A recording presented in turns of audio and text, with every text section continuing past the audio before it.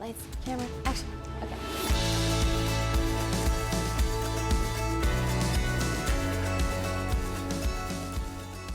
So when we surveyed you, our tribe, 37% or nearly 50,000 people said that they have trouble with brittle nails, brittle hair, or hair loss in some way. If you have brittle hair or hair loss, maybe you're finding a lot of hair in the shower all of a sudden, or after having a couple of children, or maybe your hair is just not what it used to be. Maybe your eyebrows are thinning, especially on the outside. Well, then you are in the right place because your thyroid is what we need to talk about. There is a strong likelihood that these are telltale symptoms of a low-functioning thyroid, even if your lab work is normal.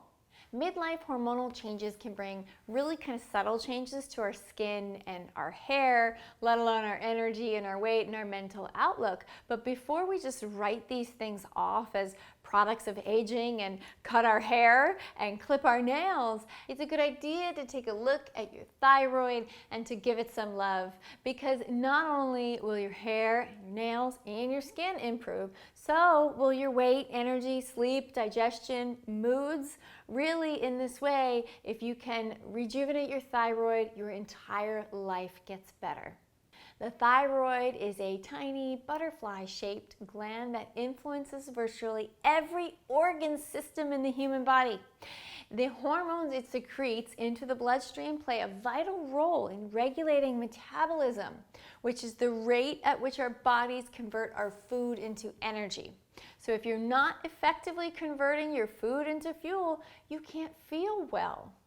Every single cell of your 37.2 trillion cells needs thyroid hormone to function. It's crucial to your vitality. Symptoms of low thyroid hormone production are fatigue that you just can't shake even after a good night's sleep. Constipation, because it slows everything way down.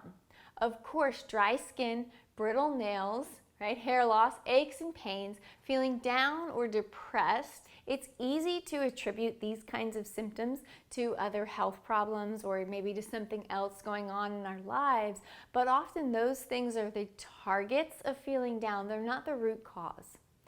Hypothyroidism is common in women, especially between the ages of 35 and 65. 13% of us will have hypothyroidism, and this shoots up to 20% when you get over 65. Because the link between symptoms and thyroid disease is not always obvious, especially in older people, many women are not going to know that they have an issue with their thyroid and they won't be treated for it, which is a real shame because untreated hypothyroidism can increase your risk for high cholesterol, high blood pressure, heart disease, not to mention take away of so much of your quality of life, and that's completely unnecessary. So let's talk about supporting your thyroid back to health, no matter where your labs are. You want to focus on getting proper testing. When you go to the doctor once a year, you're going to want to run free T3, T4, TSH, and TPO. I also like to run reverse T3 to see if stress is coming in from overworked adrenals and that maybe stress is the root cause of your thyroid issue. You want your doctor to explain to you once you get your lab work back if you are or are not converting your T4 inactive thyroid hormone into T3 active thyroid hormone, because both can be fine, but if you're not converting them, you will have all the symptoms even though your lab work looks normal. Definitely check ferritin, low ferritin. Ferritin is the stored form of iron. This is one of the most common causes of hair loss in women. I love using liquid iron. It's non-binding to help replace your iron stores. Having low iron is a really common problem for hypothyroid people in general, so it's important to have your iron tested.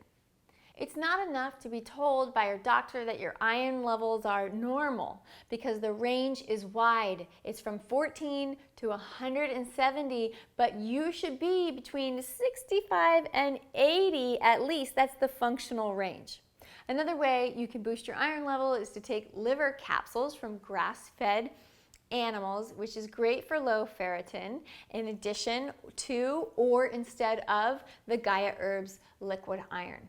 The next thing we want to do is fill in your nutritional deficiencies with a high quality multivitamin. I love the DFH Complete Multi. This is an exceptional multivitamin for those with thyroid or adrenal problems. You also want to address your stomach acid, and you can easily do that by adding apple cider vinegar or ginger into your diet, especially before meals. A little bit of each before meals will be wonderful. Make sure you're including enough carbohydrates. We have an entire blog committed to how to use carbohydrates strategically to improve your thyroid, so make sure you check that out. Collagen and bone broth protein are really popular, and for good reason. Make sure that you are consuming either collagen or bone broth when you have muscle meat, when you're going to have a chicken breast or you're going to have a steak. If you can add a little collagen, you can add a little bone broth, you will be able to use the protein from the muscle meat better, and that will support your thyroid much better and help with your hair, skin, and nails. Or you can focus on power proteins instead, which instead of having your muscle meat, you're going to move towards white fish, all the different white fishes out there, halibut, mahi, shellfish, eggs. You're going to move to organ meats. These are the easiest proteins for your thyroid to use as medicine, which is why we call them power proteins. If you want to find out more about how to heal your thyroid using food as medicine, just go to thyroidminicourse.com. I've got a free mini course there that is going to guide your precious thyroid, my friends. We will take care of you and help you get back your health and also your beauty. Thank you so much for watching, and we'll catch you next time on Food as Medicine TV.